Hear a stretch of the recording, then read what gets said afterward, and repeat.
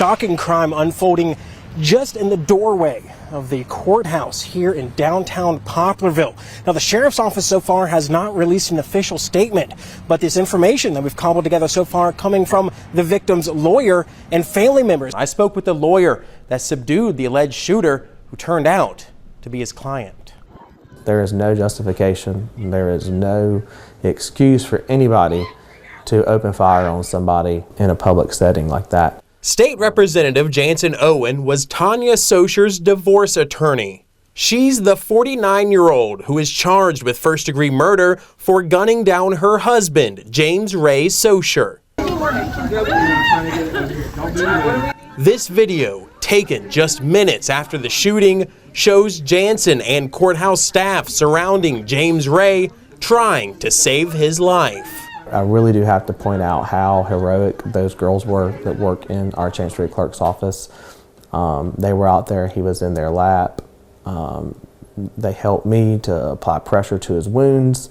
They took my tie and applied a tourniquet to his wound. So those girls in the Chancery Clerk's office are real heroes. I sat down with Chancery Court Clerk Melinda Bowman. Yesterday was the greatest example of them going above and beyond, and I've never been prouder.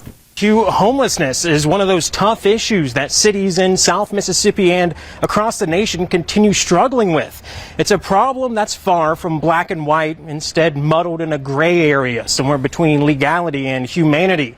One of the business owners I spoke with today telling me he recognizes that. But what's happening at that blighted property on 30th Avenue isn't the solution. This is a place that homeless people come to that like ain't got nowhere to go. People come right here to get them some rest and get them a peace of mind, because the world these days ain't got no time for nobody. You ain't got no money, or you ain't got no type of no finances, people don't even see you no more. Stephen McCrae lives in one of the many tents on this rundown property at the corner of 30th and 18th. Do you want to be in this position? No, sir, I swear to God I don't. If I could do more for myself than not being done right now, I would. At 30 years old, McCrae says he's spent the last 15 years behind bars, half his teenage years and all his adult life. He was released from prison 2 weeks ago, and now he's just trying to survive. Do you have a driver's license or anything? No, sir. I don't even know how to drive a car. To tell you the truth, I don't even know where to start. I never had an ID, never had a job, I ain't never had a car, you know what I'm saying? But I ain't never filed income tax or nothing. I'm just happy to be free, but I ain't happy in my situation. People here in Poplarville have been telling me they're sick at the lack of action from the United States Post Office because they have to go through elements like this, heavy rain, mud, lightning, just to pick up their mail. It's frustrating for sure. I've heard several people have fallen, and there are no railings for you to walk down that slick area. It's just a matter of time before someone really gets hurt. This week, the Postal Service installed a portable awning without notice. But it's been 2 years since these trucks have been parked outside the building that was evacuated in January 2022 because of roof damage. It shouldn't be this problem. When they found out, they should have done it then. You know, they dragging their feet and making it worse. They finally put that up. But that just went up this week, and y'all been dealing with this for 2 years. Do you think that's... No, it's not right. People were standing out in the elements before that awning. I'm really not sure if the awning is to protect people or if there's a problem with the truck. And I'm really not sure what it's there to help. I sat down with Poplarville Mayor Louise Smith to find out what the city knows. And just like when I interviewed her in November 2022, she's still being left in the dark by the postal office. There was no communication. They just showed up and put the awning up. Do you think this awning is adequate, or no, I mean the phrase too little too late kind of comes to mind here? It's too little too late, and it's not really that much protection. We had the heat this summer, then we had the freezing weather, and now we're having the thunderstorms, and our workers, God bless them, are all out there working under these conditions. In December 2023, Smith says the Postal Service confirmed it was in talks with an unnamed realtor about leasing a building. That's 13 months after my first report aired about the lack of communication, which prompted postal officials to set a deadline of 180 days to make a decision.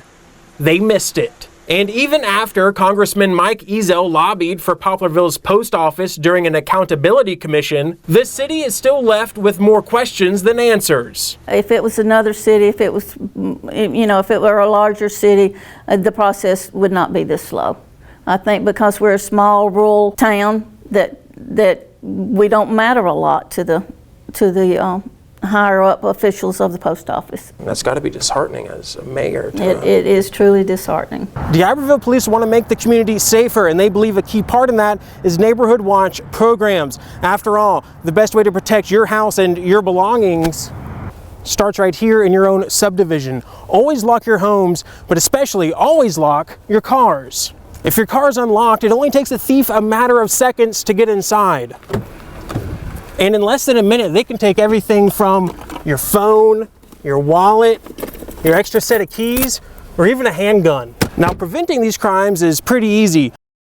When Dan and Heidi Hoy's request for a zoning change was approved by Biloxi City Council, they celebrated.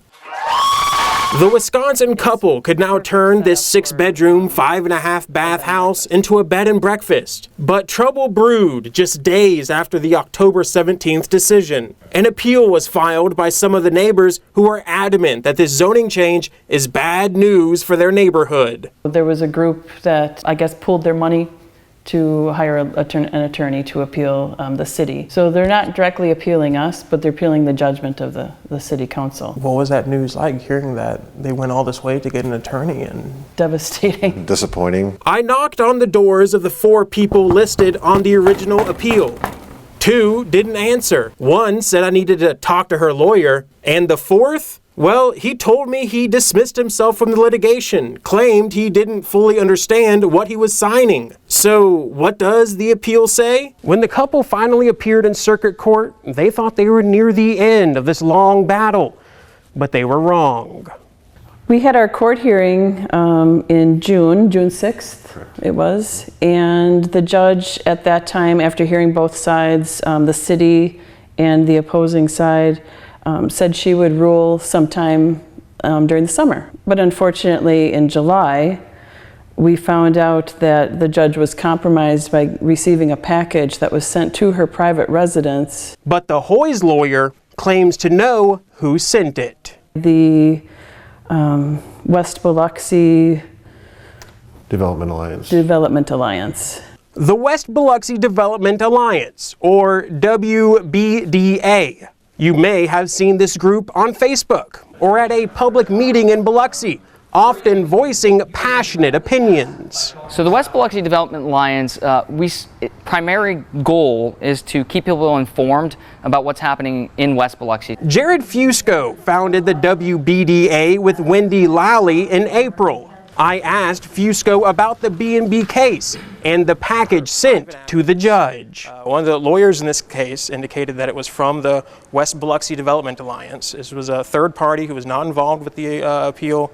They mentioned that it came from the West Biloxi Development Alliance. So have you or any of your members sent anything to a case judge? with a reason to a judge? No, it's only me and Wendy, but I would love to have a copy of that email so I can address it appropriately, because if somebody is using our name in that format, that's highly concerning. Judge Mueller sealed the packet, and so far, she has not responded to my request to view it.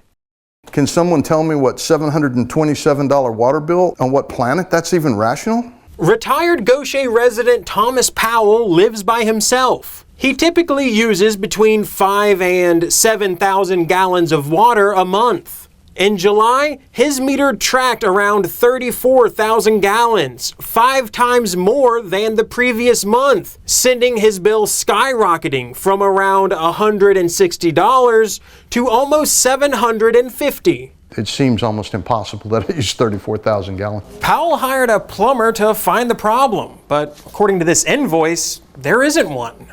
I've got no leaks anywhere. No toilets leaking, no hydrants leaking, faucets leaking, nothing. And I don't have a leak under the slab. I brought his concerns to Gaucher's Public Works Director, Ramona Morgan. Sometimes we do get complaints of high water bills.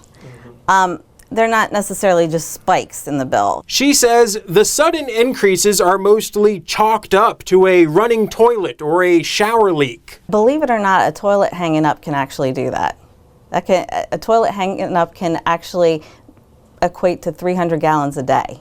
But even if Powell's toilet drained 300 gallons a day for the entire month of July, that only adds up to 9,300 gallons. Assuming he used his typical 6,000 gallons a month, that leaves 18,700 gallons unaccounted for. And the water department says it's not a meter problem because it was triple checked. Still, when I asked if this seemingly unexplainable increase raises any questions, the Public Works Director said, I don't necessarily see a red flag because I've seen it happen with toilets. In a orange and white inmate jumpsuit, Alan Moran sits down in Hancock County Court for sentencing. He appears to look over at the family of the teenager he admitted to soliciting for sex and smiles. Rachel Dykes is the mother of the victim, Ryan. As a mother being in here, seeing Alan in there and looking over you kind of smiling, what was that like? That was very hard, very, very hard. It's almost like he felt he had won, but obviously he did not. A week ago, just before the jury trial was set to begin, Moran suddenly pled guilty to soliciting a child for sex and contributing to the delinquency of a minor. For that, the judge sentenced him to 15 years in prison, but suspended the sentence. Lauren grew up in a home that we never spanked or hit anybody in our family. We just didn't believe in that. And how she came victim to a man that just beat her and beat her and beat her and just beat her to death. My wife's at home crying about it right now.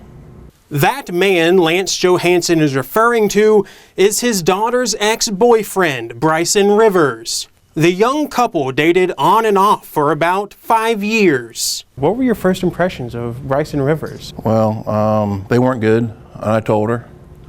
But like any father, there's some things that we, maybe I should have been more aggressive about it, right, in hindsight.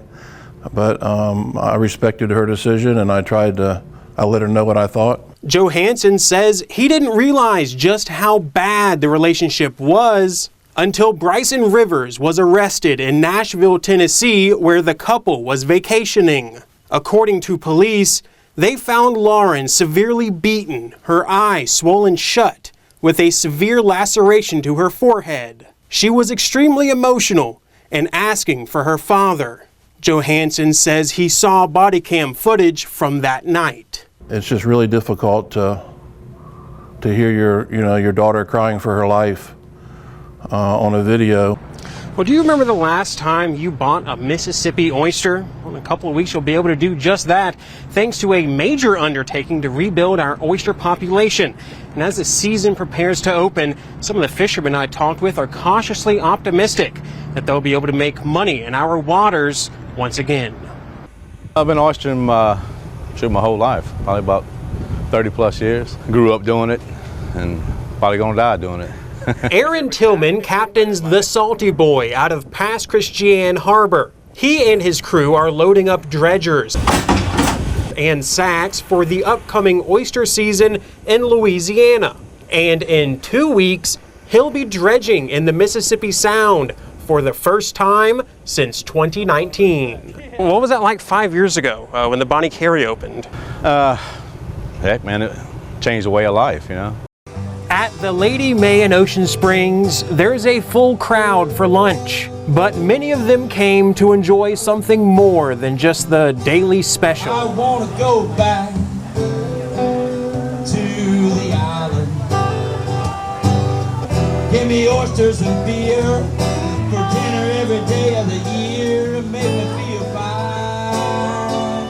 I feel fine. That's Hunter Lawler on acoustic guitar and vocals, with Alan Cummings noodling away on the electric guitar. They're a local band, the Terrapins, and on the anniversary of Jimmy Buffett's death, they played a tribute to the legendary Mississippian. It's honest. He can make you laugh and he can make you cry. He can make you feel and all that in between. You can party and you can just hang out by yourself, do the same stuff. And he was just a good guy, just honest to what he did. Yep. I think that's a true Mississippian. Yeah, true Mississippian, man. Coasty at that, yes. Coasty. Yeah. Did y'all grow up listening to his music? Absolutely. Yeah, I can remember being 9, 10 years old, the Songs You Should Know by Heart, Songs You Know by Heart album.